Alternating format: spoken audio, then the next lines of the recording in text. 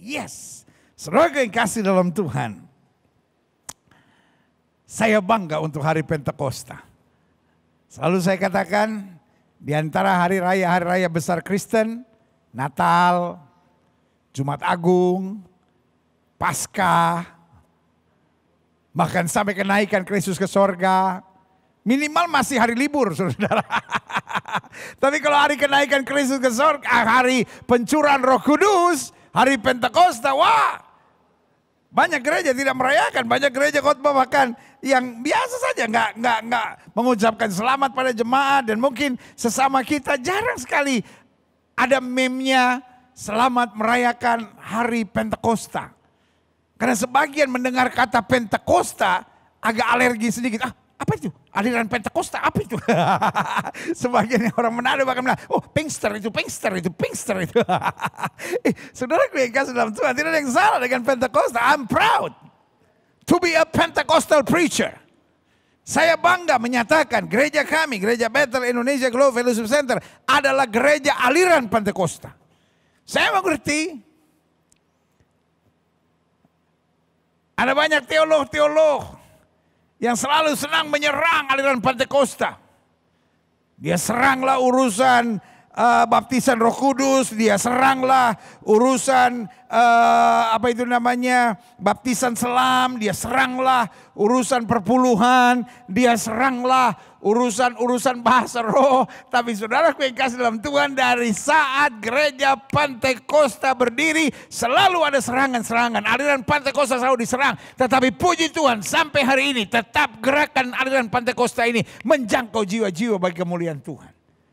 Begitu banyak orang dibaptiskan, begitu banyak orang diselamatkan, begitu banyak orang diarahkan kembali kepada Tuhan. Karena gereja Pentakosta percaya bahwa gereja bukan hanya kegiatan agama, tapi gereja adalah kedekatan dengan Kristus. Lewat apa? Lewat Roh Kudus. Dan saudaraku yang kasih dalam Tuhan, dasar gereja-gereja aliran Pentakosta saya mengerti. Ada banyak perpecahan di aliran gereja Pentakosta. I know. Karena terlalu mengedepankan pengalaman dengan Kristus. Lupa teologi. Tetapi sebaliknya ada banyak gereja-gereja menekankan pada teologi. Tapi lupa pengalaman pribadi dengan Kristus. Kalau sudah tanya sama saya, what is the best? Saya percaya anything that balance, apapun yang seimbang, itulah yang terbaik. Yesus bilang apa? Kamu sesat karena kamu tidak mengerti kitab suci dan kuasa Allah. Artinya teologi perlu, tapi pengalaman dengan Roh Kudus tidak bisa dipisahkan. Pengalaman dengan Roh Kudus tanpa teologi menuju pada serangan kesesatan. Tapi teologi tanpa diimbangi dengan pengalaman dengan Roh Kudus, ujung-ujungnya hanya menjadikan kita farisi modern, saudara. I thank God for Pentecost Day.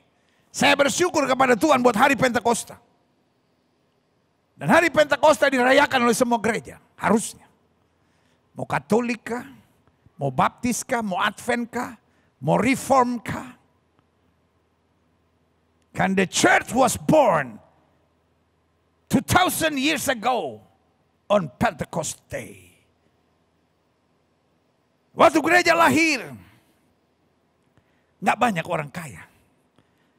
Waktu gereja lahir, nggak banyak orang berpengaruh. Mereka orang-orang sederhana yang berkumpul di loteng atas Yerusalem, 120 orang.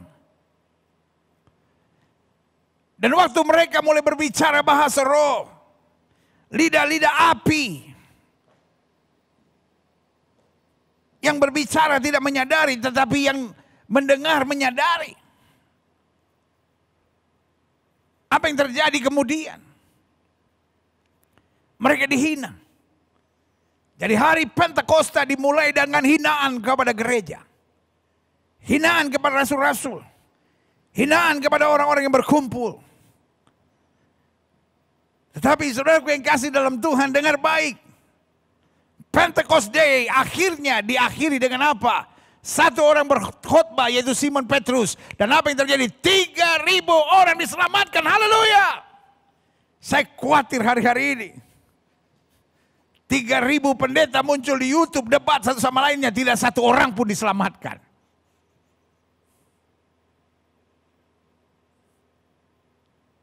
Ini waktunya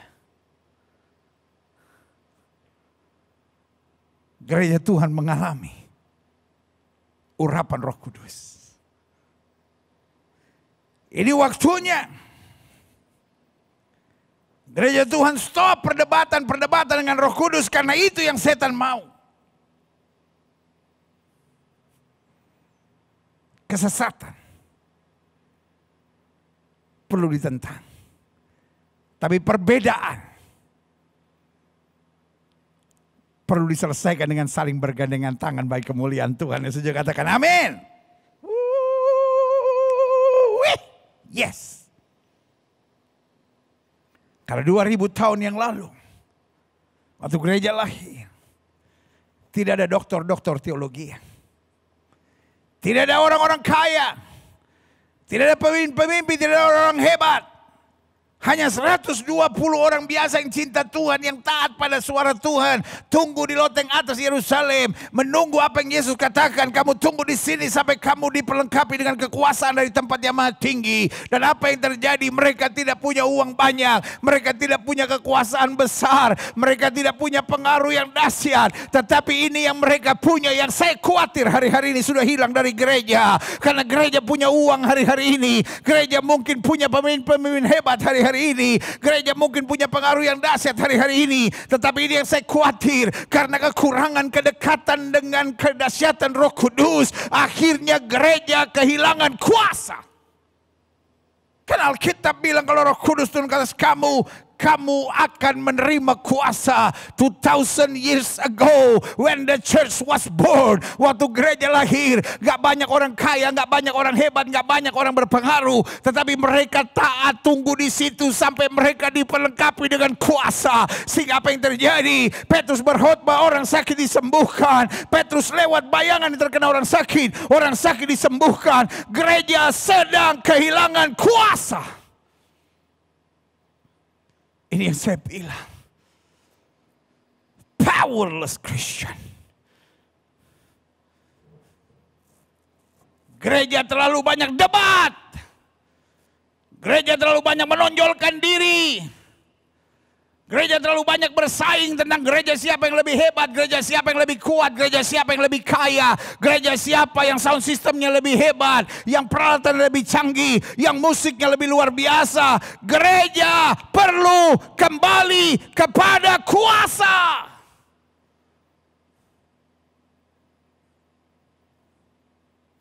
Dan kuasa hanya datang dari dua hal. Yang pertama, kedekatan kita pada firman yang mengarahkan kita pada kehidupan yang suci. Saya ulangi sekali lagi. Kuasa hanya datang dari dua hal. Yang pertama, kedekatan pada firman yang menuntun kita pada kehidupan yang suci. Dan yang kedua, kelembutan hati untuk taat pada pimpinan Roh Kudus dan pergaulan yang akrab dengan Tuhan. Waktu hati kita lembut, sehingga kita mau selalu dipimpin oleh Roh Kudus dan akrab dengan Tuhan. Yang dibarengi dengan ketaatan pada firman yang menuntun kita pada kehidupan suci, dari situlah kuasa Allah datang. Church, we have to come back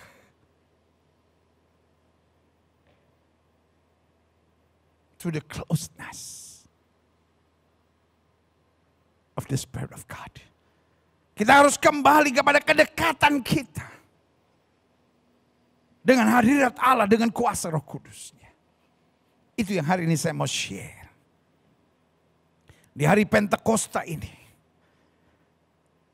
Karena yang saya percaya kuasa Roh Kudus mengarahkan orang percaya pada pekerjaan yang besar dan penting.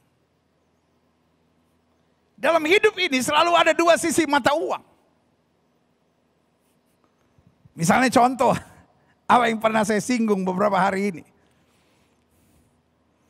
Karena gereja kita dari kenaikan Yesus ke sorga, kita beribadah tiap malam saudara dengan doa puasa. Dan beberapa hari yang lalu, saya menyampaikan beban saya tentang peperangan yang terjadi di Timur Tengah. Dan ini dua sisi mata uang. Sebagian lihat satu sisinya. Wah, Israel itu penjajah. Israel itu nggak betul. Sebagian lihat dari sisi yang lain.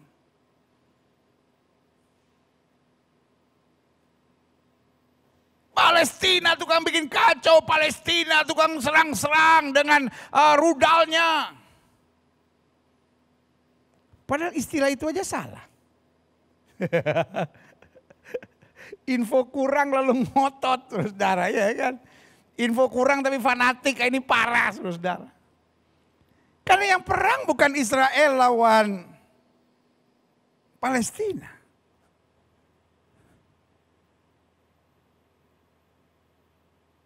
Yang terjadi adalah Israel menghadapi Hamas. Dan apa itu Hamas? Hamas adalah salah satu oposisi dari pemerintah sah Palestina. Jadi hanya salah satu partai politik yang merupakan oposisi.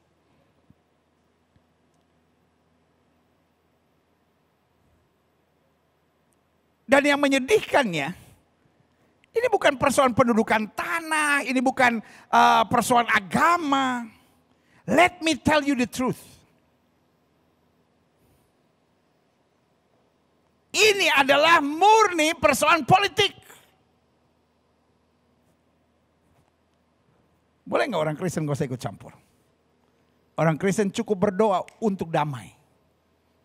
Kenapa? Kalau mau bicara Palestina, hello, Yesus lahir di Bethlehem di wilayah apa? Palestina. Jadi kalau ada orang yang bilang bahwa Kristen itu harus dukung Israel, nggak betul. Emangnya Yesus lahir di Batam, saudara? Kalau di Batam kita tiap tahun ke Batam aja, lebih murah. Yesus lahir di Bethlehem, Palestina sekarang ini, saudara.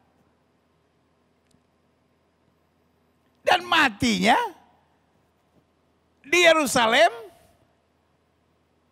yang sekarang wilayah Israel. Jadi yang kita sebut the Holy Land, ini yang banyak orang nggak tahu. Ini yang mungkin saudara-saudara Muslim anggap, oh orang Kristen hanya bela. No, kita ke Israel bukan untuk bela politik Israel. Tapi kita ke Israel untuk ziarah. Buat kawan-kawan Muslim, Al-Aqsa itu tempat suci ketiga. Tapi buat kita, yang kita sebut the Holy Land, itu seluruhnya mulai dari Palestina sampai Israel, semuanya. Karena Yesus lahirnya di Bethlehem, wilayah Palestina. Yesus menyembuhkan Bartimeus yang buta di Jericho. Wilayah apa? Palestina. Yesus mati di Yerusalem, wilayah apa? Israel. Yesus melayani di mana? Di daerah Tiberias, Kapernaum, wilayah Israel. Jadi kita nggak ada ikutan politik di sini. Karena the Holy Land is both. Baik wilayah yang sekarang Palestina maupun wilayah yang sekarang Israel. Jadi kalau Yesus, saya gambarkan aja nih, Yesus turun di muka bumi sekarang, dia bilang, tempat saya lahir sama ini, kenapa pada berkelahi? Karena saya percaya di hati Yesus, Yesus cinta Palestina. Dan pada saat yang bersamaan, Yesus juga cinta Israel. Humanity is in his heart. Kemanusiaan dalam hatinya, saudara. Terus Yesus mati hanya untuk orang Kristen? No, Yesus mati jelas Alkitab bilang.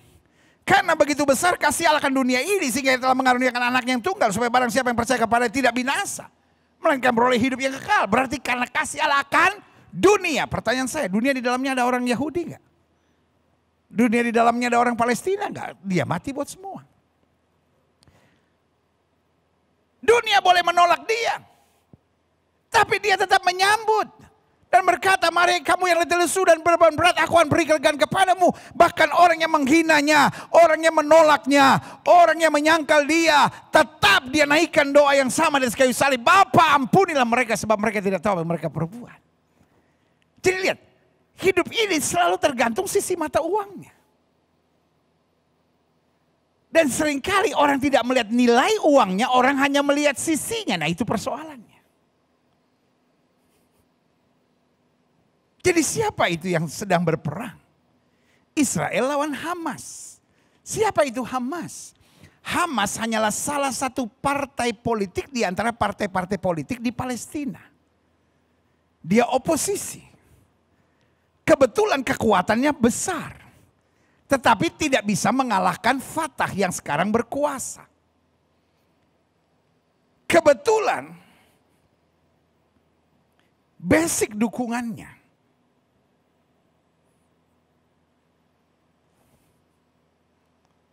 ada di Gaza. Jadi akhirnya semua berkumpul di Gaza dan membuat kekuatan sendiri sehingga orang-orang Fatah, khususnya pemimpin-pemimpin Fatah, tidak bisa masuk Gaza.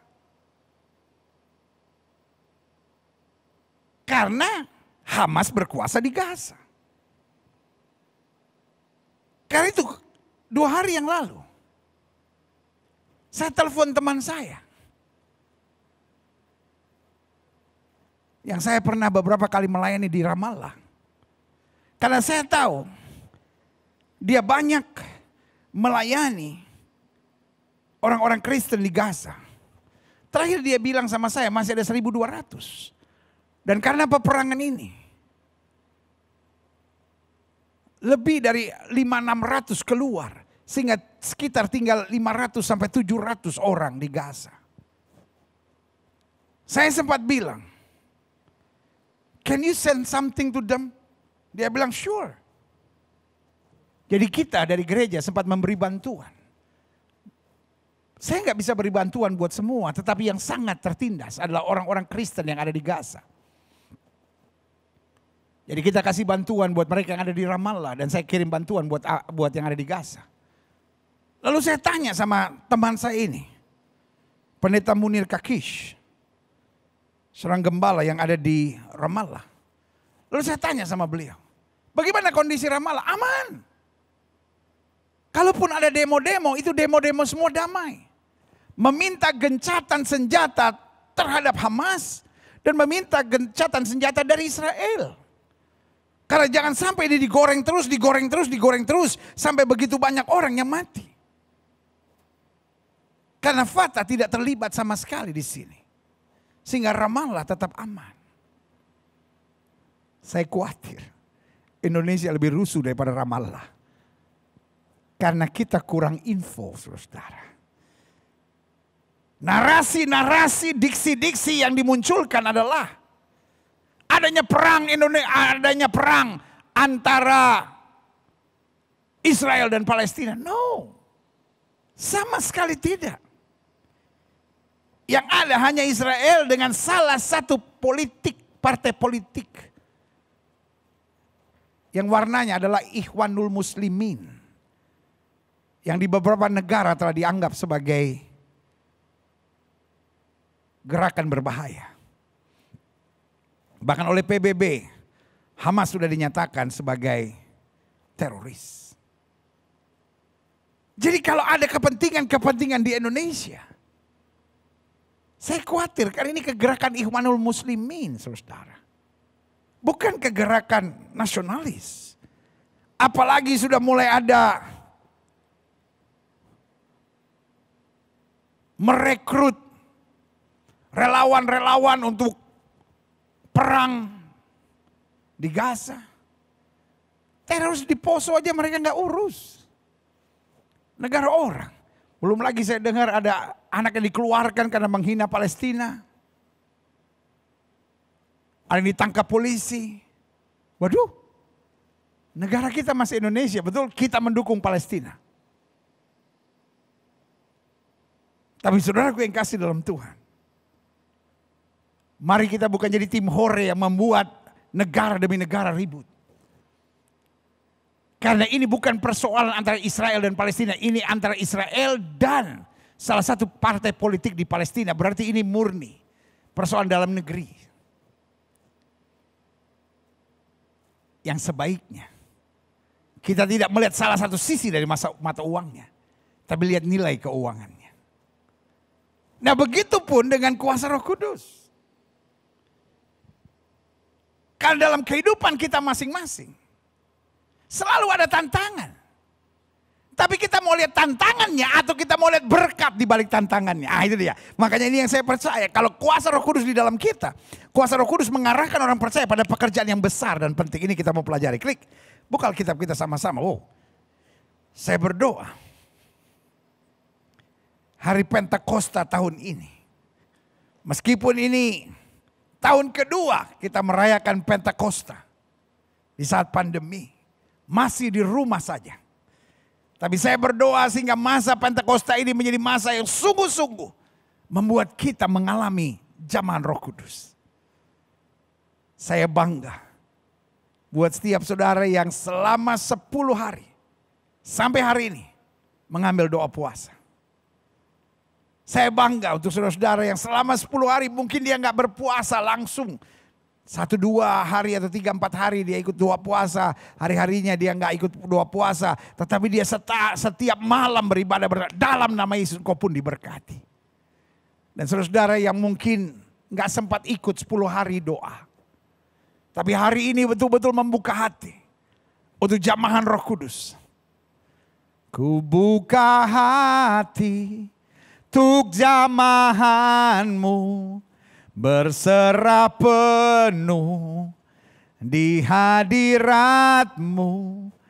Kau ambil alih seluruh hidupku di altarmu menyembahmu. Yeah! Saudara-saudara yang sungguh membuka hati buat Roh Kudus. Hari Pentakosta ini saya berdoa. Kita diarahkan untuk menyadari ada pekerjaan yang besar dan penting yang Tuhan mau kerjakan melalui hidup kita yang sejak katakan saya siap. Haleluya. 1 Korintus 16 ayat 7-9 bilang begini. Sebab sekarang aku tidak mau melihat kamu hanya sepintas lalu saja. Aku harap dapat tinggal agak lama dengan kamu jika diperkenankan Tuhan. Nah ini nih perhatikan ya. Kenapa Paulus begitu serius dengan jemaat Tuhan di Korintus. Tetapi aku akan tinggal di Efesus sampai hari raya Pentakosta. Perhatikan, klik. Sebab di sini banyak kesempatan bagiku untuk mengerjakan pekerjaan yang besar dan penting. Sekalipun ada banyak penentang. Ini yang saya bilang dua sisi mata uang.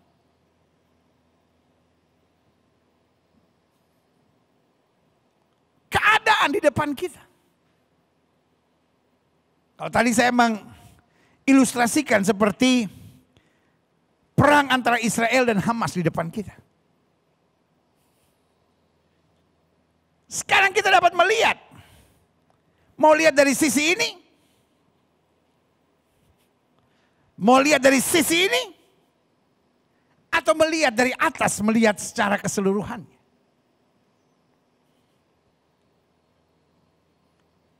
Paulus bilang, aku akan tinggal sampai hari Pentakosta.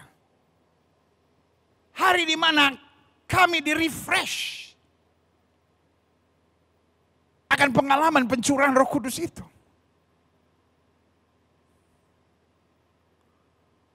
Karena betul di sini banyak penentang. Tapi ada pekerjaan yang besar dan penting. Orang kalau hanya beragama, maka biasanya dia menjadi orang yang melo. Makanya banyak orang bilang, agama itu candu buat masyarakat.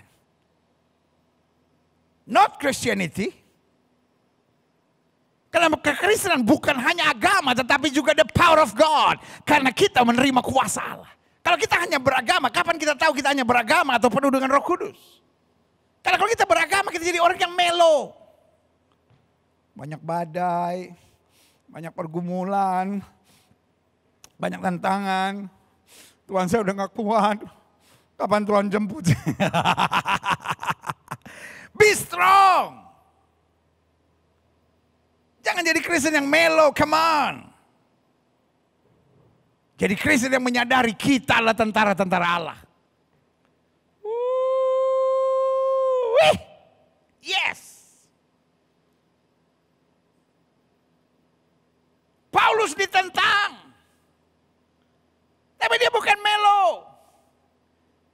Dia tahu pengalaman Pentakosta, pengalaman kuasa Roh Kudus adalah pengalaman yang mengarahkan dia untuk melihat ada pekerjaan yang besar dan penting. Itu sebabnya Yesus memberikan penolong buat kita supaya kita dapat berkata, aku cakap menanggung segala perkara di dalam Kristus yang memberikan kekuatan kepadaku. Haleluya! Yeah! Yes. Saya mau saudara perhatikan ayat yang ke-9 baik-baik. Sebab di sini banyak kesempatan bagiku untuk mengerjakan pekerjaan yang besar dan penting. Sekalipun ada banyak penentang. Kekristenan selalu akan menghadapi banyak penentang. Kalau mau kita hidup benar, selalu akan ada banyak penentang.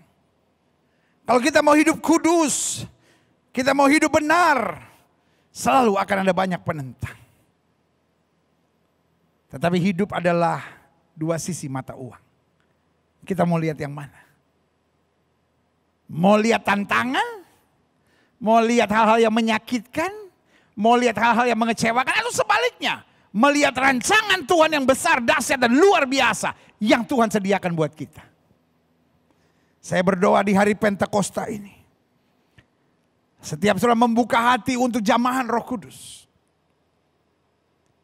sehingga kita terarah untuk dapat melihat ada pekerjaan yang besar dan penting di depan kita. Jangan jadi Kristen yang melo. Jangan jadi Kristen yang cuma cari aman. Jangan jadi Kristen yang ikut-ikutan.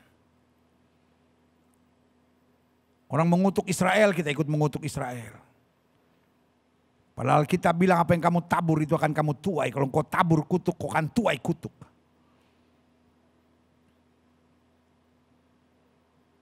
Sebagian yang pro Israel membenci Palestina. Saudara pikirnya ada pertandingan bola ke apa saudara-saudara? Ada fans selalu ada musuhnya gitu saudara-saudara. Kalau otakmu waras, sorry saya pakai bahasa yang mungkin agak keras. Kalau otakmu waras, engkau tidak ingin lihat darah tertumpah. Kalau otakmu waras, kau nggak tahan lihat serangan dari pihak Hamas yang mengakibatkan kematian dan darah dari pihak orang Yahudi. Bukan kau sumpahin dan kau berkata memang wajarnya orang Yahudi diperlakukan seperti itu. Kau pikir orang Yahudi binatang kah? Orang Yahudi juga ciptaan Tuhan. Kalau otakmu waras, engkau nggak tahan lihat bom yang dijatuhkan oleh orang Israel, yang juga akhirnya mengakibatkan darah tertumpah dan kematian. Gak bisa engkau berkata, ya dia mulai biarin aja dia. No, Yesus berkata, ampunilah mereka sebab mereka tidak tahu apa yang mereka perbuat.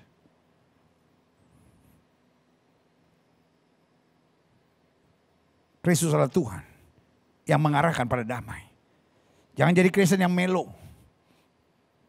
Tapi juga jangan jadi Kristen yang ikut-ikutan. Saya khawatir persoalan di Timur Tengah bisa menghancurkan komitmen kebangsaan kita yang sudah sangat baik. Bhinneka Tunggal Ika. Kita berbeda-beda tetap satu. Saya khawatir akhirnya timbul keributan di bangsa ini. Saudaraku yang kasih dalam Tuhan. Ada banyak perang di dunia ini. Boko Haram lah. Kalau negara kita ngurusin partai-partai politik di negara-negara tertentu, ribet saudara. Kepada yang terhormat, pemimpin Indonesia. Coba, pemimpinku yang saya hormati mengerti. Hamas itu hanya partai politik. Kalau kita sebagai negara ngurusin partai-partai politik di negara-negara orang lain, ribet kita. Boleh nggak kita nggak ikut campur? Karena sentimen agama mulai dinaikkan. Wah, Indonesia terbakar. Jangan. Otak harus waras. Gunakan akal sehat. Hanya dengan akal sehat kita dapat melangkah dengan betul. Beragama boleh beragama. Ini yang saya bilang. Kita mau lihat keributannya atau kita mulai damai sejahteranya. Di situ yang saya bilang perbedaan agama sama tuntunan Roh Kudus dan kuasa Allah. Karena tuntunan Roh Kudus akan mengarahkan kita untuk dapat melihat bahwa ada pekerjaan yang besar dan penting yang Tuhan sediakan buat kita. Klik. Saya catat di sini. Hidup Kristen ada penentangnya. Ada penyerangnya, ada pengganggunya, serta ada pembulinya. Tapi bukan hanya hidup Kristen, semua hidup yang mau benar. Misalnya saudara tadinya seorang banci misalnya. Saudara misalnya tadi seorang homoseks, saudara misalnya tadi seorang pengedar narkoba. Saudara tadinya biasa lakukan hubungan seks sebelum nikah, tadinya saudara seorang pelacur misalnya. Tadinya saudara perempuan bawaan misalnya. Tadinya seorang wanita piaraan misalnya. Lalu saudara mau quit, saudara mau berhenti dengan dosa saudara. Pasti ada penentang, ada penyerang, ada pengganggu, serta ada pembuli. Cie, mau bertobat nih ya cie. Bentar lagi tumbuh sayap lu bisa terbang-terbang jadi malaikat lu. Makanya selalu saya bilang. Untuk jahat. Cuma butuh 5 menit. Tapi untuk meninggalkan kejahatan dan dosa kita. Belum tentu 5 tahun bisa. Makanya jangan main-main dengan dosa. Karena masuk dalam dosa berarti masuk dalam jerat iblis. Karena iblis mau kita tersiksa, terbelenggu dan akhirnya binasa. Nah kalau kita mau hidup Kristen, ada penentang, ada penyerang, ada pengganggu serta pembulinya. Namun di balik itu semua, makanya Alkitab bilang orang yang bertahan sampai kesudahannya. Artinya apa? Kalau kita taat, kalau kita tetap setia, kalau kita tetap bertahan, kalau kita tetap pandang Tuhan dalam segala hal. Ada pekerjaan yang besar dan penting. Tinggal kita pilih mau fokus kemana. Nah itu sebabnya. Yesus mengerti kondisi kelemahan manusia. Roh memang penurut tapi daging lemah. Itu sebabnya dia bilang, aku tidak akan meninggalkan kamu seorang diri sebagai tim piatu. Aku memberi seorang penolong lain yang akan menyertai kamu sampai selama-lamanya. Yang setuju sama saya bilang, saya butuh Roh Kudus. Supaya lebih mantap. Semua saudara tulis di kolom komen saudara. Saya butuh Roh Kudus. Sebagai deklarasi. Ya semua. Ya saya mau lihat. Di kolom komen semua saudara tulis. Saya butuh Roh Kudus.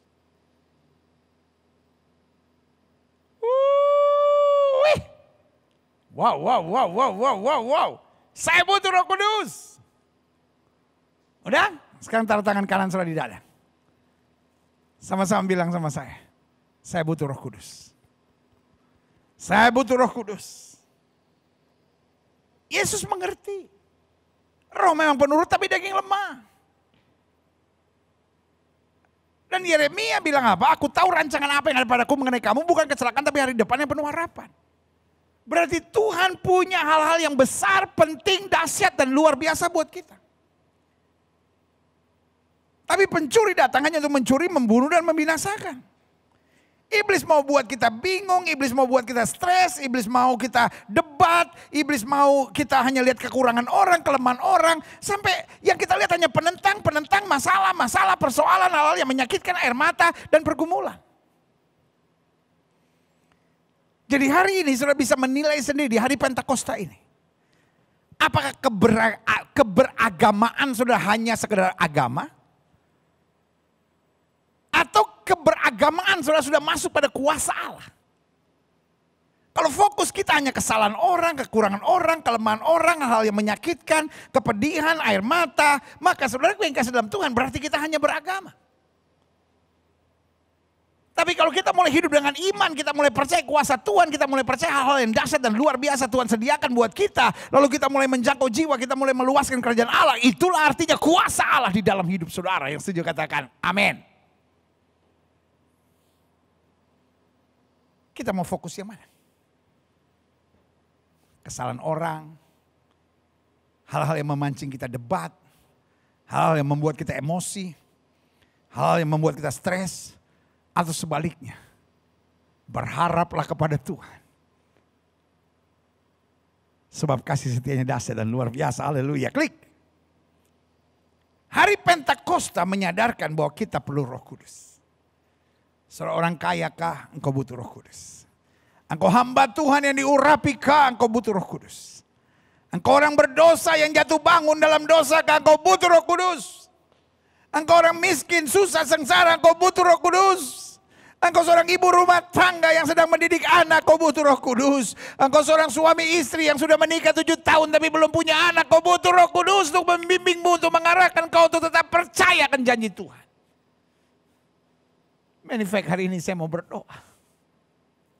Supaya saudara-saudara di hari Pentakosta yang belum punya anak dibukakan kandungannya dengan mujizat dalam nama Yesus, kau harus percaya.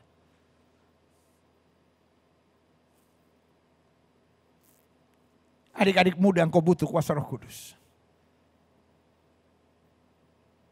Kaum profesi, dokterkah saudara, insinyurkah saudara, kontraktorkah saudara, polisi kah saudara, tentara kah saudara, pengacara kah saudara, hakim kah saudara, pejabat, politisi kah saudara, kau butuh Roh Kudus. Repotnya banyak politisi agamanya Kristen tapi tidak dipimpin dengan Roh Kudus. Makanya ngaco langkahnya. Menghalalkan segala cara. Saya berdoa supaya setiap kita di hari Pentakosta ini menyadari, nggak cukup hanya beragama. Saya butuh dipimpin Roh Kudus. Karena kalau Roh Kudus di dalam kita, maka menolong kita fokus pada pekerjaan yang besar dan penting.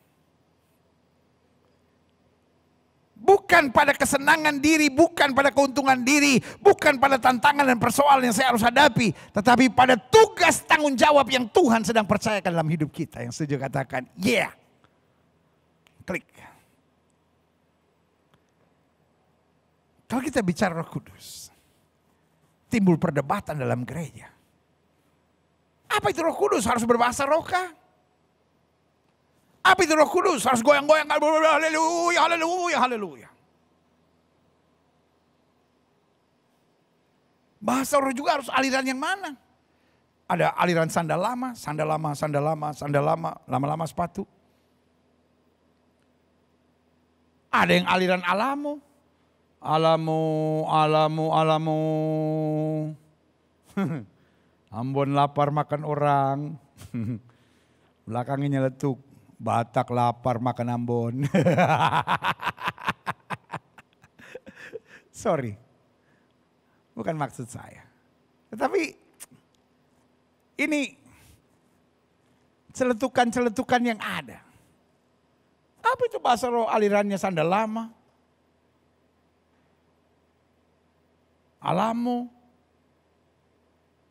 Lagi aliran laba-laba pendeta, laba-laba. My baby bala-bala, kurang manis tambah gula. Jangan sampai dia jadi gila.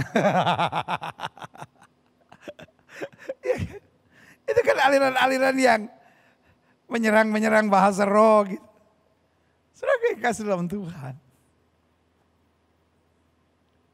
Biar Tuhan yang menilai. Tapi buat saya, kalau kita bicara Roh Kudus, jangan dikecilkan nilainya hanya soal bahasanya. Biarkan masing-masing orang dengan penafsirannya. Tapi mari kita lihat Alkitab bukan dari dua sisi mata uang ini, tapi lihat dari sudut pandang Allah sendiri. Paket Roh Kudus yang pertama bicara kuasanya. Barang siapa yang menerimanya, kata Alkitab, diberinya kuasa. Kalau Roh Kudus turun ke atas kamu menerima kuasa. Yang pertama saya percaya kuasa untuk menjadi semakin serupa dengan Kristus. Yang kedua kuasa untuk meninggalkan dosa. Yang ketiga kuasa untuk menjadi saksi Tuhan. Dan yang keempat kuasa untuk berkata tidak pada kenikmatan daging. Dan yang kelima kuasa untuk mengalahkan setan-setan. Dan yang keenam kuasa untuk berjalan dalam ketaatan penuh bersama dengan tuntunan kebenaran firman Tuhan. Karena Alkitab bilang Roh Kudus akan mengingatkan kita akan seluruh janji Allah. Tanpa kuasa Roh Kudus, Alkitab bilang setiap kali aku ingin buat yang baik, yang jahat aku perbuat. Pernah gak saudara ngalamin gitu? Saya pengen sabar pendeta tapi gak tahan gregetan. Nah itu dia. Aha. Saya pengen jadi istri yang baik pendeta. Tapi kadang-kadang tuh gak tahan itu saya mulai ngomel lagi gitu. Saya pengen gitu jadi suami yang lebih sabar, menahan diri. Tapi kadang-kadang istri saya tuh mancing-mancing gitu. Sehingga emosi saya memuncak lagi. Saya pengen gitu jadi anak muda yang tidak melakukan hubungan seks sebelum nikah gitu. Siapa sih pendeta yang pengen gitu kok hidup kok murahan banget gitu lakukan hubungan seks sebelum nikah. Tapi gimana ya pendeta saya udah gak mau tapi jatuh. Itu yang saya bilang. Kita hanya beragama. Tapi gak ada kuasa untuk berkata tidak pada kenikmatan daging. Itu sebabnya you need the Spirit of God. Saya khawatir. Terlalu banyak serangan terhadap Roh Kudus. Karena itu dimotori oleh setan. Supaya anak-anak Tuhan tidak mengejar hadirat Tuhan. Supaya anak-anak Tuhan tidak menerima kuasa Roh Kudus. Sehingga kuasa Roh Kudus dianggap hanya kebutuhan dari hamba-hamba Tuhan tertentu. No. Setiap kita yang menyadari kita lemah. Setiap kita yang menyadari kita terbatas. Setiap kita yang menyadari bahwa kita mau hidup benar. Kita mau hidup dalam janji-janji Tuhan. Dia harus dipimpin oleh Roh Kudus. Karena bicara Roh Kudus. Yang pertama bicara kuasanya. Makanya Yesus sedang mengerti. Dia tidak mungkin meninggalkan kita dan murid-muridnya sendiri. Dia bilang aku akan memberikan penolong lain. Berarti Roh Kudus disediakan buat kita. Karena itu kita harus menghargai. Karena Roh Kudus adalah pribadi. Jadi Allah kita satu. Dalam 3 pribadi. Pribadi Bapa yang menciptakan. Pribadi Kristus. Yang menebus ciptaan. Dan pribadi Roh Kudus yang menyertai kita. Lalu saudara tanya bagaimana Allah kita satu dalam 3 pribadi. Karena dia Allah saudara-saudara. Orang sekarang aja bisa bilang sultan mah bebas. Apalagi Allah dia bisa buat apa saja yang dia mau. Kenyataannya dia satu dalam 3 pribadi. Amin. Dan karena dia pribadi. Biarkan Roh Kudus itu aktif dalam hidup kita. Dalam hal-hal tertentu kita bilang, Roh Kudus tolong aku. Roh Kudus aku sedang bingung. Roh Kudus tuntun aku, kuatkan aku, bimbing aku. Dan pribadi yang Allah sediakan buat kita untuk menjadi penolong. Akan memampukan kita. Yang kedua, paket Roh Kudus itu bicara tentang urapannya. Daud bilang, sekarang aku tahu. Tuhan memberi kemenangan kepada orang-orang yang diurapinya. Apa arti diurapi? Dipenuhi. Dijaga, dilindungi, dikuasai. Makanya Alkitab bilang hidupku bukan aku lagi tapi Kristus yang hidup dalam aku. Nah Kristus bekerja lewat apa? Lewat rohnya. Makanya Alkitab bilang roh yang membangkitkan Kristus dari antara orang mati ada dalam kita. Makanya ada lagunya. Penuhiku, urapiku dengan hadirat-Mu. Kita butuh diurapi oleh Tuhan. Banyak gereja sudah tidak mengajar lagi tentang pengurapan. Banyak gereja hanya mengajarkan akhir zaman. Banyak gereja hanya mengajarkan tentang doktrin, tentang segala sesuatunya. Tetapi tidak lagi mengajar tentang doktrin Roh Kudus tentang pengurapan. Dianggap, oh itu aneh, itu ajaran-ajaran pengurapan itu aneh. Apakah ada pengajaran yang tentang pengurapan yang aneh? Ada. Tapi bukan berarti semua pengajaran tentang pengurapan itu aneh. Karena Alkitab bicara tentang pengurapan. Kita harus diurapi. Adik-adik muda. Pastikan kau berdoa. Tuhan urapiku. Kalaupun saudara belum mengerti banyak, satu yang kita tahu Alkitab mengajar tentang pengurapan. Itu pasti betul, minta sama Tuhan. Tuhan urapi aku. Pak. Engkau yang lagi sukses, minta pengurapan dari Tuhan. Supaya kau gak salah jalan, supaya kau gak lupa diri, supaya kau selalu diingatkan oleh kuasa Roh Kudus. Berarti yang pertama bicara Roh Kudus, bicara kuasanya. Yang kedua bicara pengurapannya. Yang ketiga, bicara Roh Kudus itu berarti hikmatnya. Karena Roh Allah memberikan hikmat buat kita. Sementara roh setan memberi jalan pintas buat kita. Kita lagi bingung nih, ada masalah. Lalu tiba-tiba ada suara, udah bohong aja. Itu dari roh setan. Roh Tuhan akan bilang, katakan kebenarannya. Saudara punya utang. Roh setan bilang, udah lari aja. Bohongin orang itu, tipu orang itu. Roh Kudus bilang, kamu harus hadapi. Kamu harus berjuang. Lihat ya. Masalah rumah tangga. Roh setan akan bilang, udah cerai aja. Tuh perempuan itu bisa menghargai kamu, istri kamu gak bisa menghargai kamu. Tuh laki-laki itu bisa menghargai kamu, suami kamu gak pernah bisa menghargai kamu. Itu roh setan. Roh hikmat dari Tuhan berkata, kamu harus lebih sabar sama suami kamu. Kamu harus lebih tenang menghadapi istrimu. Udah jangan pancing pada perdebatan. Karena kamu ngomong apapun kan jadi akhirnya berdebat. Udah tenang aja, sabar aja, minta tuntunan Tuhan. Lihat saudara yang kasih dalam Tuhan. Siapa yang berbicara buat kita? Itulah Roh Kudus. Terlalu bodoh kalau gereja menentang Roh Kudus. Terlalu bodoh kalau hamba-hamba Tuhan menentang Roh Kudus dan tidak mengajar untuk kita aktif dekat dan terus dipimpin Roh Kudus. Karena kuasa Roh Kudus yang pertama paketnya kuasanya. Yang kedua urapannya. Yang ketiga hikmatnya menuntun kita. Yang keempat karunia-karunianya. Dalam 1 Korintus dijelaskan tentang karunia-karunia. Dan dalam bagian lain juga dijelaskan tentang karunia kepemimpinan, karunia memberi. Ada begitu banyak karunia. Sebagian hanya menyimpulkannya dengan 9 karunia-karunia roh. Tapi sebagian menambahkannya dengan beberapa lagi di samping 9 karunia dalam Korintus itu. Karunia iman, karunia menyembuhkan, karunia marifat, karunia berkata-kata dalam bahasa roh, karunia menafsirkan bahasa roh, dan karunia-karunia yang lain. Tapi ada lagi karunia-karunia dalam pelayanan misalnya. Karunia guru, karunia rasul, karunia nabi, karunia gembala, karunia penginjil. Lalu karunia-karunia tugas keseharian misalnya. Karunia menasehati, karunia memimpin, karunia memberi. Ada banyak-banyak karunia-karunia dalam Alkitab. Jadi gak bisa kita hanya batasi. Oh ya karunia pertama dan yang paling utama adalah bahasa roh. Ada yang bilang tapi tandanya adalah harus berbahasa roh dulu. Saudara yang kasih dalam Tuhan masing-masing punya pengajarannya sendiri-sendiri.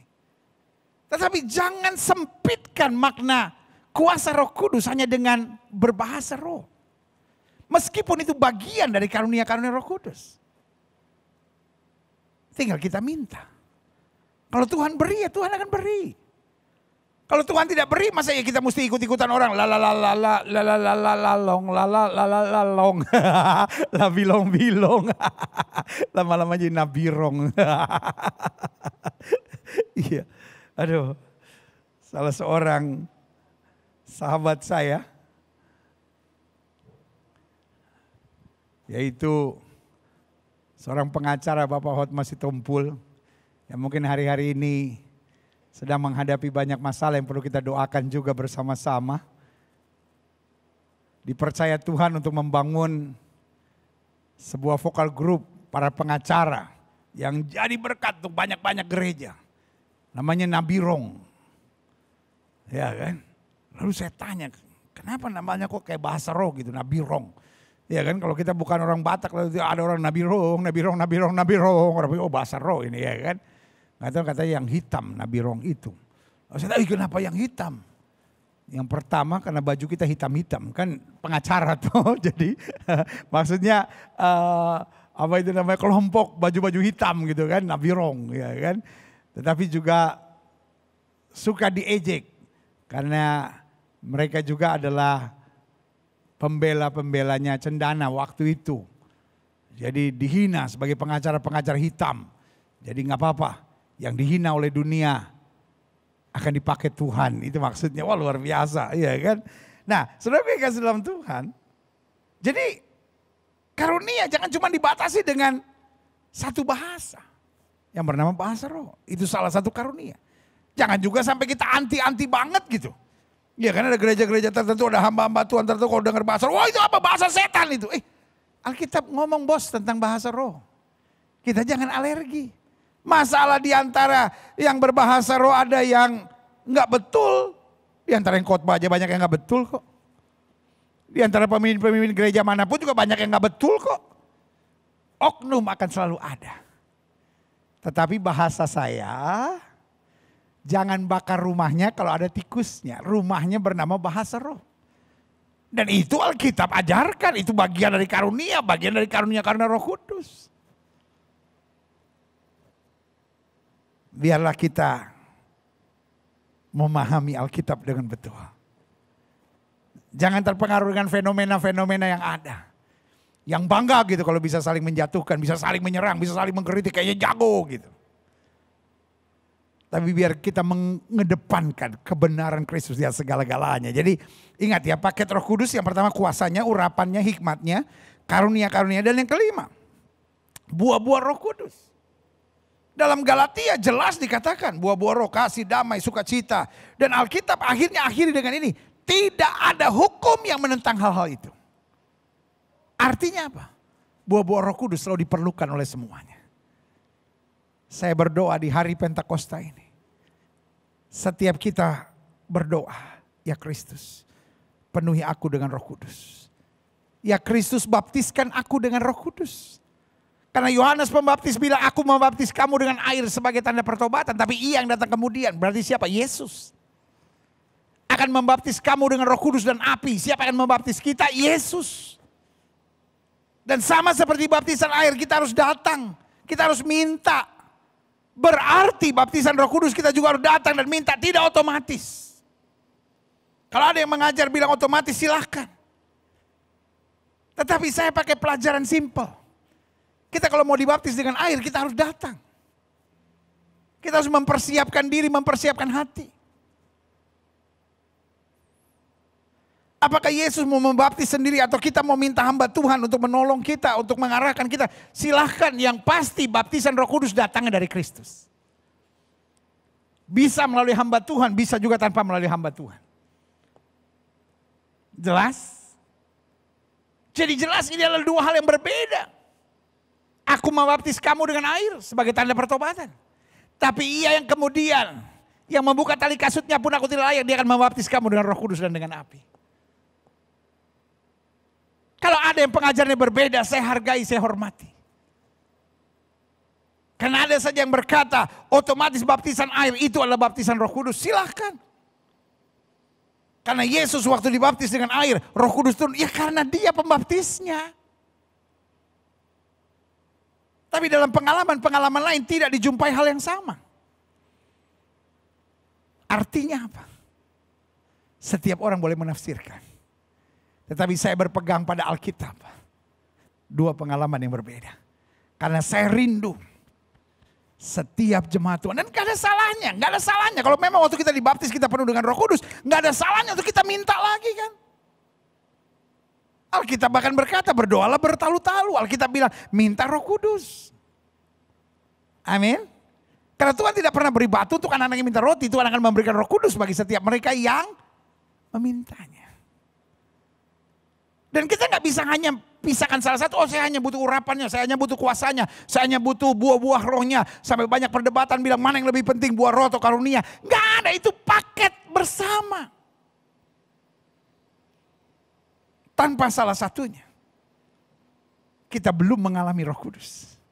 Karena kalau sudah mengalami Roh Kudus, otomatis sudah diurapi, sudah akan menerima kuasanya, hikmatnya, karunia-karunianya, dan buah-buahnya. Amin. Itu sama seperti orang Manado bilang klaper tart. Di dalam klaper tart itu ada ketahuan pendeta so lapar ini. Karena lagi puasa tuh ya. Jadi aduh pendeta hari terakhir masih ingat tuh klaper tart. Waduh. Saudara gue kan.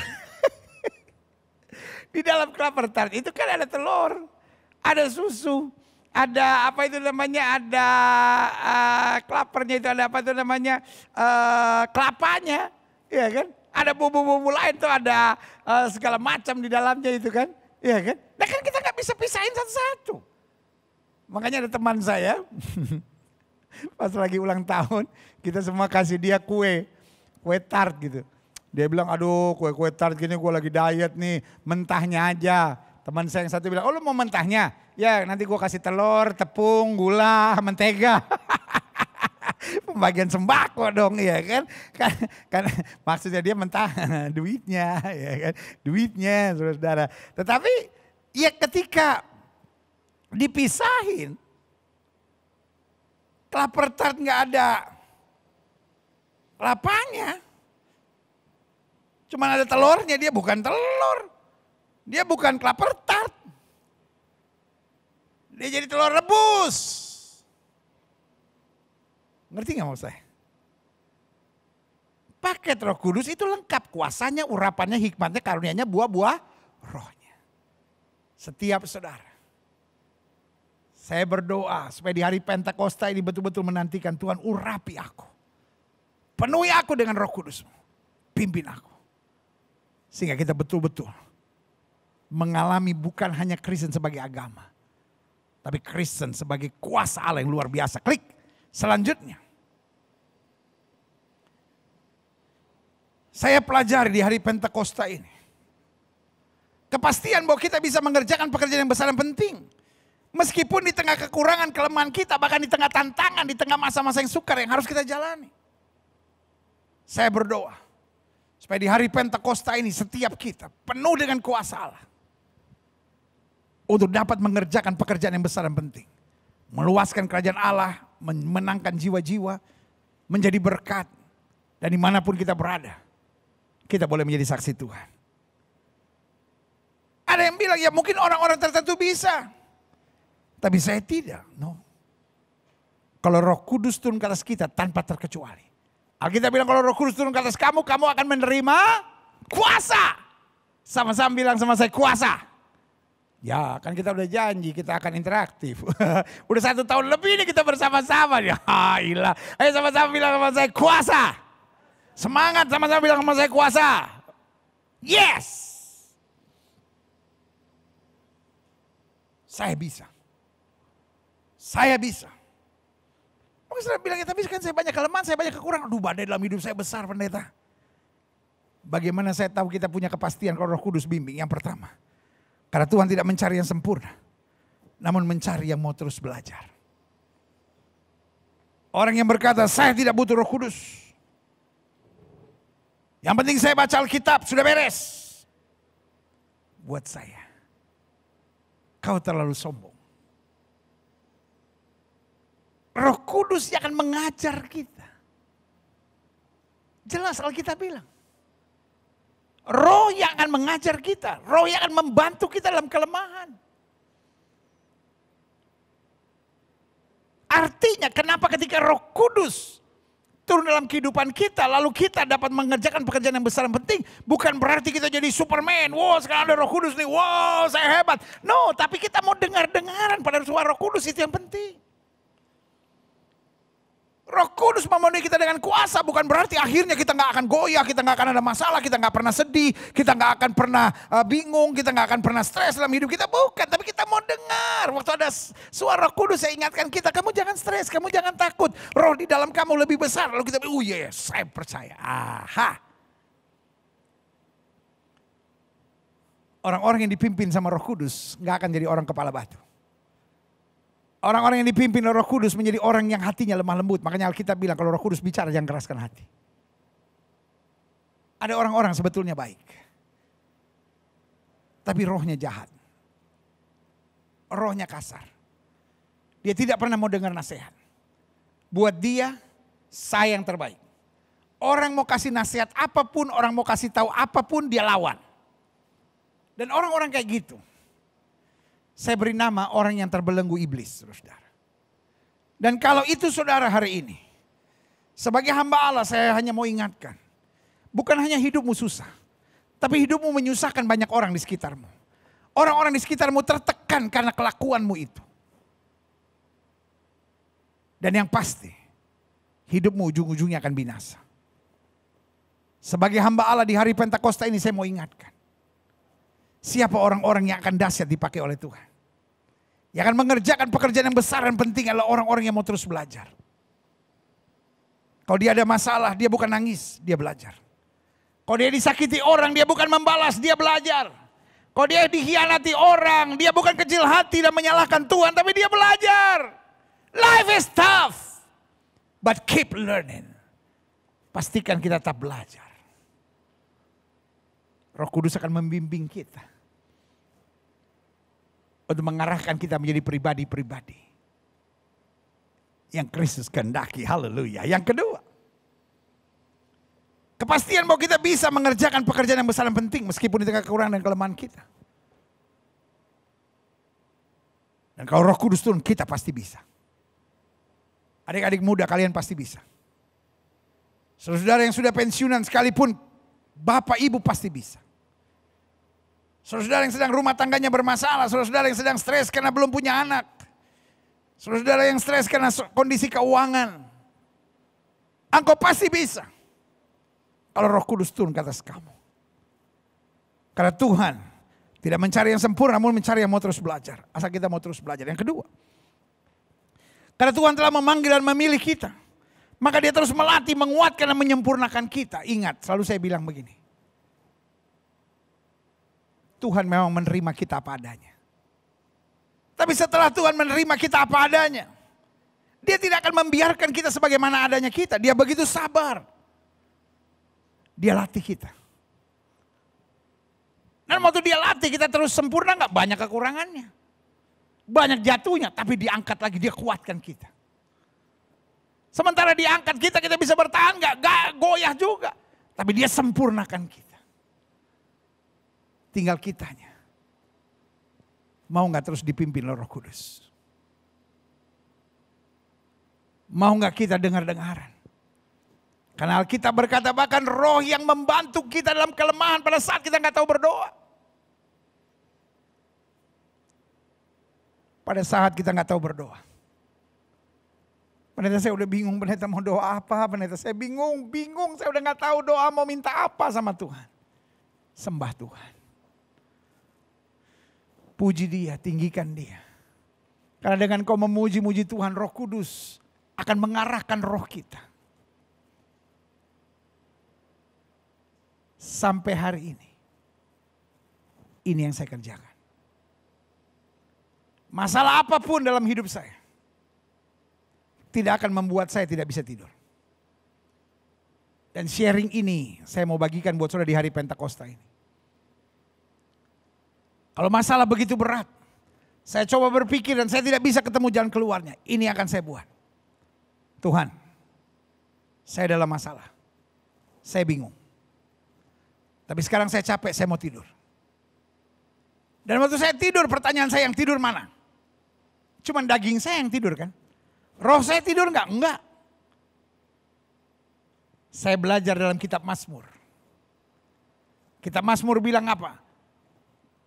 Ketika aku tidur, rohmu mengajari aku. Ini tips sederhana dalam hidup saya. Masalah apapun.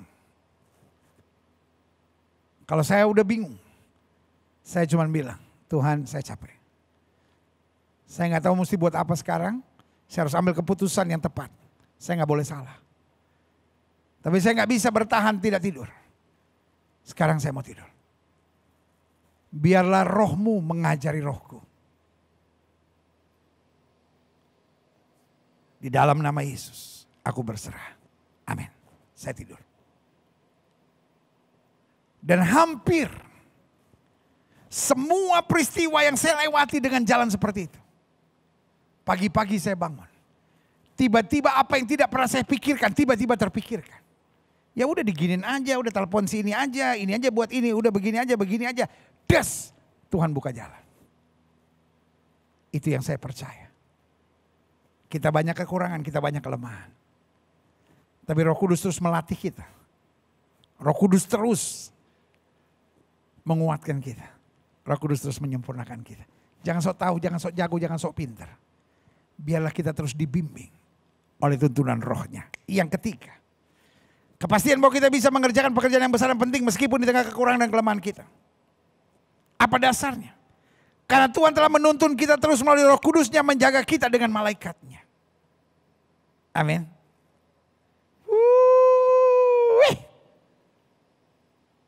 Saya terlalu percaya. Dia menuntun kita lewat Roh Kudusnya. Tetapi yang selanjutnya, dia menjaga kita dengan malaikatnya. Tapi bukan hanya sampai sejauh itu. Dia arahkan kita terus pada firman-Nya. Berarti ketiga hal ini adalah komplit dalam hidup kita. Dia tuntun lewat Roh Kudus. Dia jaga dengan pasukan malaikatnya. Tapi diarahkan kita terus untuk berjalan pada firman-Nya. Karena saya tidak percaya orang yang dipimpin Roh Kudus nggak suka baca Alkitab. Saya tidak percaya dengan orang yang berkata saya dipimpin Roh Kudus, tetapi tidak suka bergaul dengan firman Tuhan. Kan dua hal ini adalah paket sempurna dan akhirnya. Karena kita bergaul dengan Roh Kudus dan bergaul dengan firman. Maka penjagaan pasukan malaikat Tuhan sempurna buat kita. Jangan pernah batasi kuasa Allah. Jangan pernah bilang saya nggak sanggup. Jangan pernah bilang saya nggak mampu. Jangan bilang jalan yang saya lewati berat. Jangan bilang tantangan saya udah begitu menakutkan buat saya. Tidak. Karena Tuhan tidak pernah berikan pencobaan lebih daripada kemampuan anak-anaknya. Ketika Roh Kudus turun atas hidup kita. Maka dia beri hikmat, dia beri pewahyuan, dia berikan tuntunan. Tapi pada saat yang bersamaan dia buat kita semakin semangat mencintai firman-Nya. Karena Alkitab bilang kalau kamu tinggal dalam aku dan firman-Ku tinggal dalam kamu, minta apa saja. Dan ada bonusnya. Ini yang saya bilang 3 hal komplit dalam iman Kristen kita. Ada tuntunan Roh Kudus. Ada arahan firman. Dan ada penjagaan sempurna dari malaikat Tuhan. Makanya Alkitab berani jamin singa dan ular tedung akan kau langkahi. Engkau akan menginjak anak singa dan ular naga. Bahkan Alkitab berkata tidak ada kekuatan musuh yang membahayakan kamu. Kenapa? Kan Roh Kudus mengarahkan kita. Firman meneduhkan kita. Dan penjagaan malaikat memastikan kita selamat dari malapetaka mara bahaya. Yang setuju katakan amin. Yang keempat, yang terakhir. Saya undang pemain musik maju ke depan. Kepastian bahwa kita bisa mengerjakan pekerjaan yang besar dan penting meskipun di tengah kekurangan dan kelemahan kita. Melalui kuasa Roh Kudus. Ada banyak orang yang bilang, ya dipimpin Roh Kudus, dipimpin Roh Kudus, dipenuhi Roh Kudus, dipenuhi Roh Kudus, diurapi Roh Kudus, diurapi Roh Kudus. Tapi masa kita langsung bisa menyelesaikan semua? Tidak. Tapi kita diarahkan untuk terus belajar. Kita diarahkan untuk terus dilatih, dikuatkan, disempurnakan. Kita diarahkan untuk bergaul dekat dengan Roh Kudus, dengan firman dan penjagaan malaikat. Dan yang keempat, kepastian bahwa kita bisa mengerjakan pekerjaan yang besar dan penting meskipun di tengah kekurangan dan kelemahan melalui Roh Kudus. Karena kita terus disempurnakan dalam iman. Serta rahmat yang sempurna. Makanya Alkitab bilang orang benar akan hidup oleh iman. Orang yang dipimpin Roh Kudus tidak mengandalkan logika.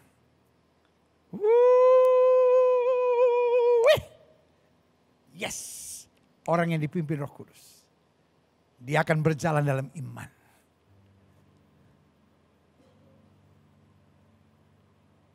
Dan iman kita bersaksi kepada kita. Kalau semua pintu tertutup. Semua jalan buntu. Semua kelihatan mustahil. Masih ada satu kata. Kata itu bernama rahmat.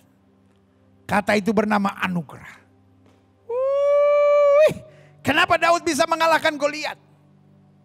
Bukan karena perhitungan dan kemampuan yang hebat. Anugerah. Kenapa Daniel dibuang ke gua singa tapi aman? Satu kata. Anugerah. Kenapa Sadrak Mesak Abednego dibuang ke dapur api yang dipanaskan 7 kali lipat tapi tidak terbakar? Satu kata. Anugerah. Pak, engkau boleh bilang sama saya, menurut hitungan manusia, anak saya nggak mungkin tertolong. Pak, masih ada anugerah. Masih ada rahmat Tuhan. Ibu, mungkin kau berkata, rumah tangga saya pasti hancur pendeta. Nggak mungkin bisa bertahan. Ibu, di hari Pentakosta ini, izinkan saya sampaikan satu kata. Masih ada anugerah. Masih ada rahmat Tuhan bagimu. Jangan putus asa. Minta Roh Kudus memampukan engkau. Minta Roh Kudus menguatkan engkau. Minta Roh Kudus mengurapi engkau. Dan sebagai hamba Allah saya hanya mau ingatkan. Engkau perlu melangkah dengan iman. Dan anugerah akan tersedia. Tepat pada waktunya. Selamat merayakan hari Pentakosta. Biarlah urapan Kristus melalui kuasa Roh Kudusnya memenuhi hidup kita masing-masing. Kita angkat pujian ini, urapilah aku dengan minyak baru.